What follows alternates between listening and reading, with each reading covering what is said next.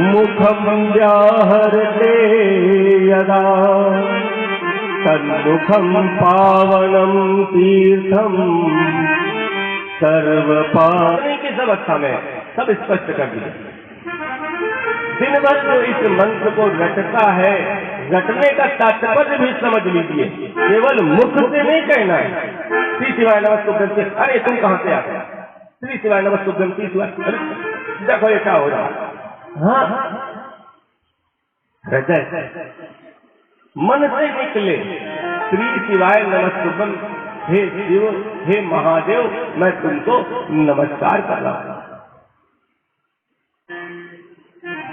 अगर मन से नहीं है तो चाहे जितना रट लिया जाए, वो बात एक अलग की है कि कहा गया है कि धूम पड़े पर जामिए उल्टो सीधो बीज, लेकिन अगर बीच में खोट होगा तो चाहे जैसा हो चाहे जो कुछ कर लो कभी भी जम नहीं सकता।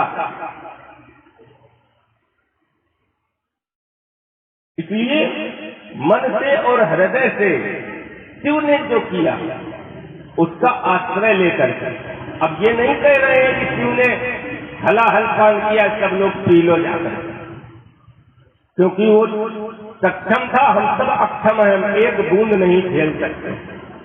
शिव ने प्रेम किया, चाहे वो राक्षस हो दानव हो मानव हो, सबसे प्रेम किया, वो तुम करो। तन्मुखम तथायो वै पश्यति प्रीतिमान नरः तीर्थ जन्म फलम तस्य भवति सुनिश्चितम्। अब देखिए कह रहे हैं, हमारी शिव पुराण कह रही है कि जो शिव नाम जपता है, जो शिव नाम निरंतर हृदय से जपता है, उस व्यक्ति के मुख के दर्शन करने से समस्त तीर्थों के पुण्यों का फल प्राप्त होता है। मेरी बात मत मानिए, इस श्लोक में लिखा था। हम तो कुछ भी गलत गलत बोल सकते हैं, कोई ज्ञानी थोड़े ही, यहाँ तो बहुत सारे विद्वान होंगे। शिव पुराण कहते हैं। अब सोचिए कि जो व्यक्ति सिर्फ भगवान शिव के नाम का स्मरण करता है, चिंतन करता है, मनन करता है, उसके दर्शन का यह फल। अब आती है बात कि पता नहीं कौन कितना चिंतन मनन स्मरण करता हो, यह अपन नहीं पहचान सकते, क्योंकि त्रिपुंड लगा लेने से, पहन लेने से हम पहचानते हैं हाँ ये कोई संत है, ये कोई भक्त है, लेकिन कोई सज्जन भी तो हो सकता है जो भगवान का स्मरण निरंतर करता हो, हमारे बीच में हो, छोटा हो बड़ा हो, कोई भी हो सकता है। अगर हम सबका सम्मान करना सीख जाए, छोटे बड़े अपने पराये सबका सम्मान करना सीख जाए, तो निश्चित है कि अगर कोई भक्त होगा तो उसका भी सम्मान होगा और उसका दर्शन होते ही तीर्थ जन्य फल हमें प्राप्त हो जाएगा। शैवम नाम यथा गंगा विभूतिर् यमुना मता रुद्राक्षम विदिजा प्रोक्ता सर्व पाप विनाशिनी।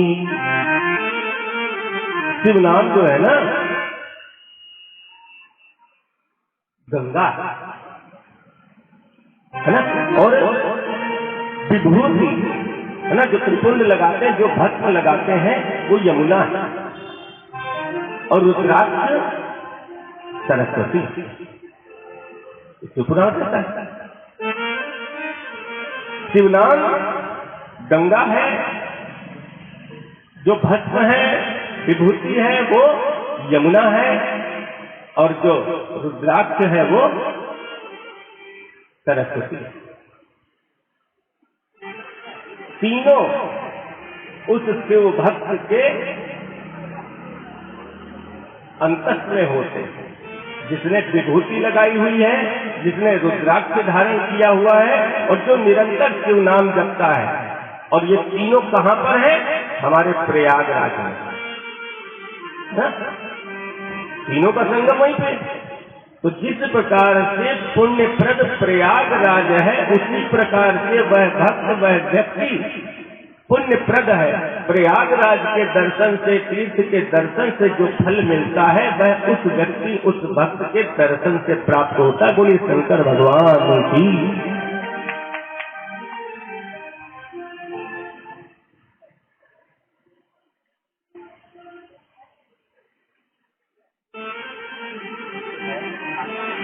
अब थोड़ी सी रुद्राक्ष की चर्चा।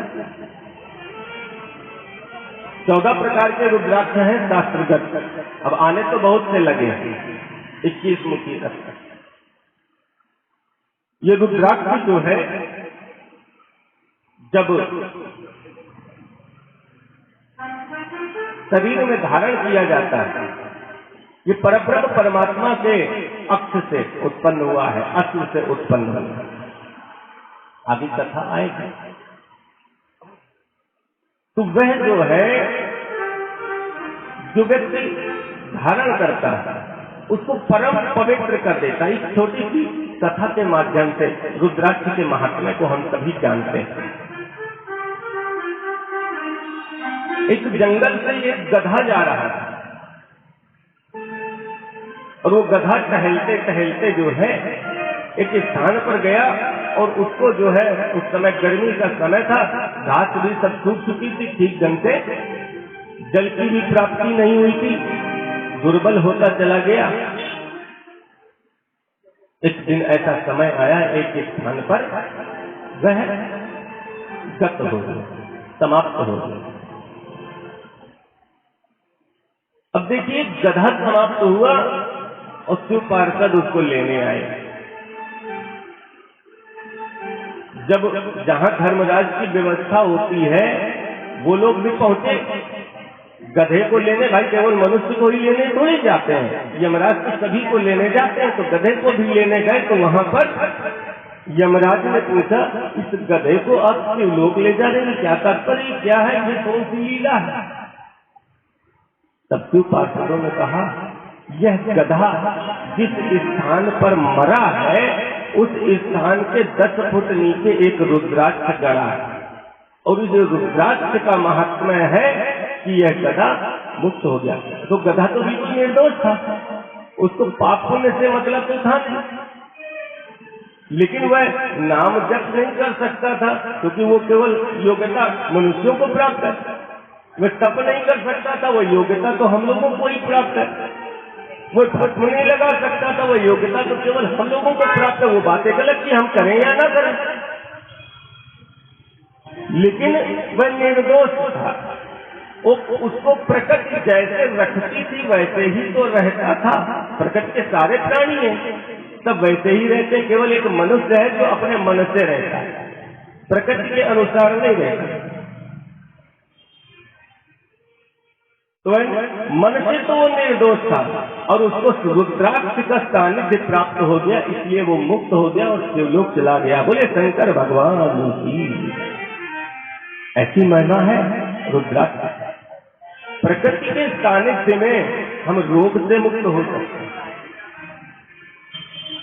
कभी आपने देखा है किसी कौवे को, किसी चिड़िया को?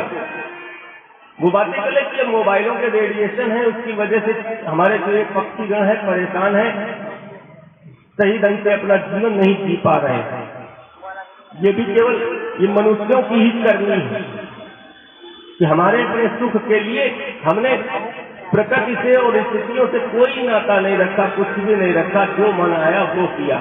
हजारों लाखों सैटेलाइट अंतरिक्ष में है, सब कबाड़ कबाड़ कबाड़ वहां भरते चले जा रहे हैं, और वही हो रहा है कि वहां की गर्मी से ओजोन परत जो सूर्य की विषैली किरणों को नीचे नहीं आने देती, वह विघटित हो रही। धीरे धीरे धीरे धीरे सूर्य की विषैली किरणें भी पृथ्वी पर आएंगी और विध्वंस हो जाएगा, लेकिन इसका कोई ध्यान नहीं दे रहा। कभी चिड़िया, कभी कौवा, कभी जंगल के कोई जानवर बीमार पड़ते आपको नजर नहीं आएगा। बीमार केवल वही जानवर नजर आता है जो मनुष्य के सानिध्य में। मनुष्य के सानिध्य में ऐसी क्या कमी है? क्योंकि न तो मनुष्य नियमित रूप से रहता है और न ही उसको रहने देता है। कहा गया है। अब हमारे जो है रामचंद्र जी ने क्या सिखाया? प्रातः काल उठी रघुनाथा, प्रातः काल उठी रघुनाथा, प्रातः काल उठी प्रातः काल उठी रघुनाथा, प्रातः काल उठी रघुनाथा, प्रातः काल उठी रघुनाथा, मातु पिता गुरु नावहि माता, मातु पिता गुरु नावहि माता, मातु पिता गुरु नावहि माता। बोलिए शंकर भगवान की जय।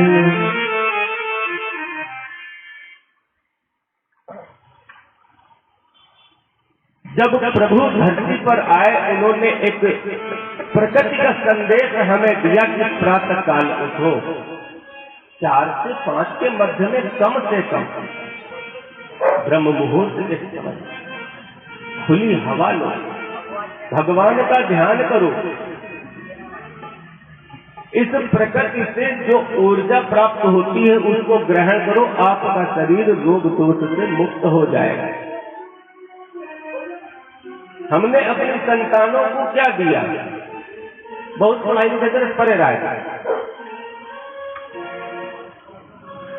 आगे चल करके सब रोगी होंगे, उसमें आपका योगदान है। इसको माँ बाप का प्यार नहीं कहते। माँ बाप का प्यार उसको व्यवस्थित करने में। जब आगे बढ़ करके आगे चल करके वह अपने जीवन को सुदृढ़ ढंग से जिएगा, तब जानेगा कि क्या होता है प्रकृति का सानिध्य। हमने सोने का नियम बदला, हमने खाने का नियम बदला, और आज हम रोग ग्रस्त। खैर,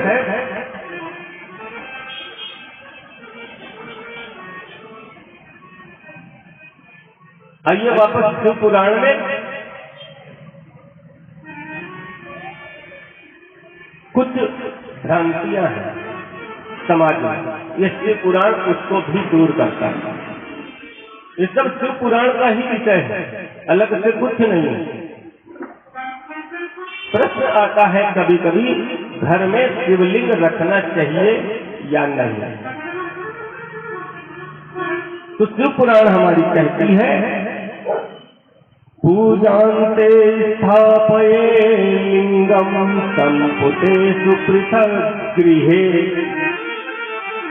पूजा करने के बाद अपने घर में शिवलिंग को एकांत में अलग, यानी उसके मंदिर में उसको रखना।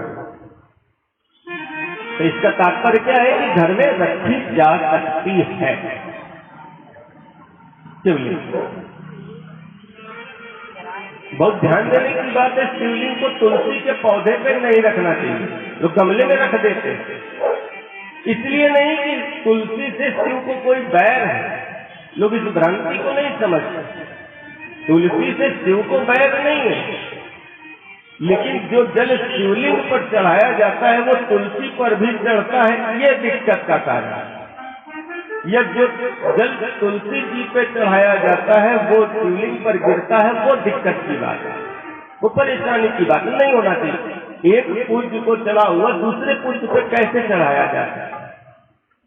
इसलिए उसको किसी अन्य पौधे के सानिध्य में रख सकते हो, घर में गमले में रख। नहीं तो सबसे बढ़िया है कि अपने पूजन स्थान पर शिवलिंग रखो और उसको जो है पूजन करने के लिए आप स्नान ध्यान करा करके अलग करके वापस उसको संकुट में, यानी उसकी जो आपने पात्र बनाया है उसमें रख दो, धूप दीप नैवेद्य करो।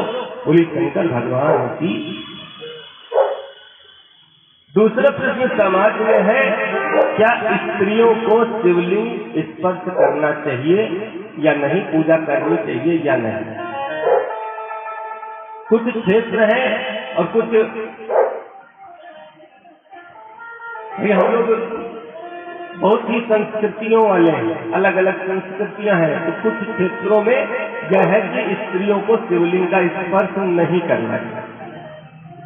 उनके लिए हमारी शिव महापुराण कहती है, स्त्रीणाम तु पार्थिवम लिंगम सर्वभूतानां विशेषतः विद्वानां प्रवृत्तानां विस्फाटितं परिकीर्तितम्।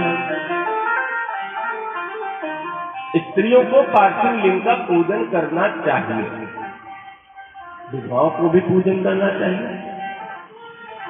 अन्य लिंगों का पूजन बहुत सुंदर बात है, पार्थिव लिंग का पृथ्वी पर बहुत महत्व। पार्थिव जो मिट्टी से बनाया जाता है, लेकिन उनको धरना नहीं चाहिए, उनका नित्य विसर्जन होता है। इसलिए घर में आप स्फटिक का ला सकते हैं, उसको रख सकते हैं। इसके अतिरिक्त में शिलालिंगम तो शूद्राणाम महाशुद्धिकरम शुभम। शिव ने किसी से भेद नहीं रखा। पत्थर का शिवलिंग जो मंदिर में होता है या घर में होता है, उसका पूजन यदि शूद्र करता है तो महाशुद्धि होती। शिव ने किसी से भेद नहीं किया। ब्राह्मण क्षत्रियो वैश्यः शूद्रो वा प्रतिलोमजः पूजयेत् सततं लिंगं तन्मंत्रेण सादरम्। जिसको गुरु के द्वारा, किसी के द्वारा जो मंत्र प्राप्त हुआ है, चाहे वो ब्राह्मण हो, क्षत्रिय हो, वैश्य हो, शूद्र हो या प्रतिलोमज, कोई भी हो, वर्ण शंकर हो, कोई भी हो, वो भगवान शिव का पूजन अपने गुरु के द्वारा प्राप्त या किसी विशिष्ट व्यक्ति के प्राप्त द्वारा या आचार्य के द्वारा प्राप्त द्वारा मंत्र से कर सकता है। विषय को बहुत बढ़ाने की अपेक्षा एक एक श्लोक से समझते हुए आगे प्रवेश करेंगे। स्त्रियों को भस्म धारण करना चाहिए या नहीं, इस बारे में विष्णु पुराण कहता है। तमाम लोग होते हैं कि स्त्रियों को भस्म नहीं धारण करनी चाहिए। कभी महाकाल जाए, कभी काशी विश्वनाथ जाए, सब लोग भस्म लगाते हैं, कोई मनाही नहीं। लेकिन कुछ जगहों पर यह भ्रांतियां फैली कि स्त्रियां भस्म नहीं लगा सकती। उसके लिए शिव पुराण कहती है, दिवावाय दिवारात्रो नारी वात नरोऽपि वा पूजार्थं सजलं भस्मं त्रिपुण्डेनैव धारयेत्। लिखा है, दिन हो या रात हो, शिव जी की पूजा दिन में भी की जाती है, रात में भी की जाती है, उसके लिए कोई बंधन नहीं। नारी वाथ नरोपि वा, चाहे स्त्री हो चाहे पुरुष हो। अब इसमें बालक वृद्ध कन्या सब शामिल है। स्त्री में सब आता है और पुरुष में भी सब, लड़का हो, जवान हो, बूढ़ा हो, कोई भी हो। पूजार्थम सजलम भस्म, सजलम भस्म लेकर के उसमें थोड़ा सा जल मिलाया, है ना, और त्रिपुंडेन धारयेत्, त्रिपुंड का धारण करता है। बोली शंकर भगवान की। अब देखिए, इन भ्रांतियों को दूर करना हमारा धर्म, हमारा कर्तव्य है, और उस कर्तव्य का पालन हम कर रहे हैं। आप उसको करते हैं, नहीं करते हैं, आपको किसी ने क्या बताया है, उसकी अवहेलना करना मेरा धर्म नहीं है। मैं सबको नमन करता हूँ, लेकिन मानता सिर्फ शास्त्र की हूँ। इससे अतिरिक्त मैं कोई कुछ भी बता दे, कोई कुछ भी कर दे, मैं उसकी सुनता भी नहीं। मेरे को शिव पुराण ने बता दिया कि स्त्री भस्म लगा सकती है तो मतलब लगा सकती है, और एक नहीं कई श्लोक है। समय स्त्रियां सब देखनी, इसलिए हर एक का प्रयोग नहीं है। रुद्राक्ष धारण के लिए हमारी शिव पुराण कहती है सर्वाश्रमाणाम वर्णानाम स्त्री शूद्राणाम शिवाज्ञा धार्या सदैव रुद्राक्षा यतीनाम प्रणयेन। आ गया क्या कहा?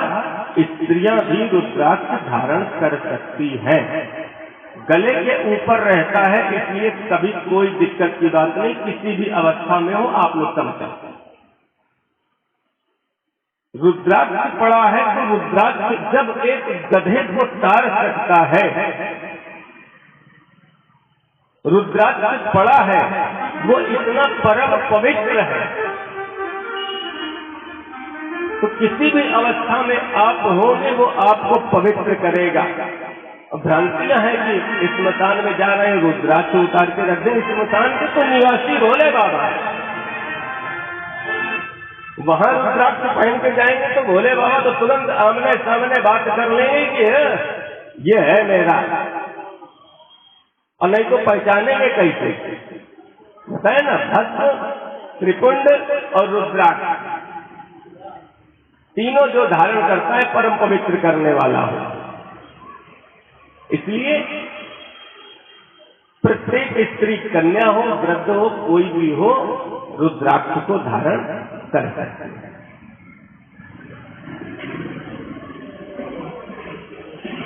कुछ जगहों पर और आजकल फेसबुक, व्हाट्सएप मीडिया में यह बहुत प्रचारित हो रहा है कि तुलसी पत्र शिव पर नहीं चढ़ाना चाहिए, और बल्कि कहते हैं तुलसी की मंजरी जो फूल होते वो तोड़ करके चढ़ा देना चाहिए। उस मंजरी में जो बीज है उसमें तो तुलसी का पूरा वृक्ष, जब वो चढ़ा सकते हैं तो पत्र क्यों नहीं चढ़ा सकते? फिर भी मेरे कहने से मत मानिए, ये जहां तक आवाज पहुंच रही है, पुनः सबसे निवेदन है, द्वितीय दिवस है कथा का, अवश्य श्रवण करें। परम पावनी कथा है। तुलसी को शिव पर चढ़ाना चाहिए या नहीं, उसका निराकरण हमारे शास्त्र करते हैं, शिव पुराण करते हैं। पुष्पैश्च धतूरे मंदारे द्रोण संभवे तथा च तुलसी पत्रे बिल्व पत्रे विशेषतः। कह दिया हमारे शिव पुराण में। कुछ पुष्प जानते होंगे, उसमें भी फूल होता है, और धतूर, मंदार, इन सबके फूल, और तथा च तुलसी पत्र है, तुलसी पत्र कहा गया, यहाँ पे मंजरी नहीं कही गई, तुलसी पत्र। और कुछ लोग दल को कहेंगे, अरे वास्तव में दल का मतलब ही है पत्र, दल का मतलब यहाँ समूह से ना लिया जाए। तुलसी दल, एक पत्ता भी दल है, इतनी पावर है, इतनी शक्ति है, वो एक पत्ता ही दल है, समूह। लेकिन दल का तात्पर्य पत्ते के साथ में दल का तात्पर्य एक पत्ती से है, लेकिन यहाँ पर स्पष्ट लिखा हुआ पत्र। फिर बिल्व पत्र विशेषता, बिल्व पत्र जो है वो विशेष है। जैसे विष्णु भगवान को तुलसी पत्र विशेष प्रिय है और बिल्व पत्र चढ़ाया जा सकता है, उसी प्रकार से शिव जी को बिल्व पत्र विशेष प्रिय। अब बिल्व पत्र विशेष है कि बृहद धर्म पुराण में लिखा हुआ है, जब माता पार्वती जी ने तपस्या करके शंकर को प्राप्त किया, ये सब लोग जानते हैं, लेकिन लक्ष्मी जी ने भी तपस्या करके शंकर को प्राप्त किया। शक्ति के रूप में तो परब्रह्म परमात्मा आदि शक्ति से लक्ष्मी प्राप्त हुई, लेकिन स्त्री रूप में जब विष्णु का विवाह हुआ, लक्ष्मी का विवाह हुआ विष्णु के साथ, तो ऐसे ही प्राप्ति नहीं हो गई। शिव जी की तपस्या करेंगे। देखिए शिव जी की महिमा। कई वर्षों तक लक्ष्मी माता ने शिव जी का पूजन किया, तपस्या की, किस लिए? भगवान विष्णु की प्राप्ति के लिए। जब शिव प्रकट हुए, दर्शन दिए, तो ऐसा कहा गया ना कि अपनी कोई प्रिय चीज जो है वो समर्पित करने चाहिए। लक्ष्मी जी ने प्रणाम किया अपने आराध्य को। भगवान ने कहा कि अपनी कोई प्रिय वस्तु समर्पित कर, या ऐसा कह सकते हैं मां लक्ष्मी को ऐसा लगा कि कौन सी ऐसी चीज है मेरे पास, एक तपस्या में थी, वहां कोई चीज उनके पास नहीं थी, तो कौन सी चीज ऐसी है जो मुझे सबसे ज्यादा प्रिय है, इस देह जो मेरे पास अभी उपलब्ध है, उसको मैं शिव को अर्पित कर दूं। तो माताओं को सबसे ज्यादा स्तन से इसमें, क्योंकि उसी से संसार का भरण पोषण होता है। माता लक्ष्मी ने अपना एक स्तन काट करके भगवान को अर्पण कर दिया। भगवान ने उसे तुरंत उठा लिया, हाथ में लिया कि लक्ष्मी ये तुमने क्या कर दिया? उसको एक जमीन के नीचे काट दिया। भगवान शिव ने तो दक्ष का मस्तक जोड़ दिया था बकरे से, इससे बड़े शल्य चिकित्सक गणेश को बना दिया। माता को आशीर्वाद दिया, स्तन पुनः अपने स्थान पर प्रकट हो गया। लेकिन वो जो स्तन गाड़ा गया था वो बिल्व वृक्ष के रूप में प्रकट हुआ। बोले शंकर भगवान की।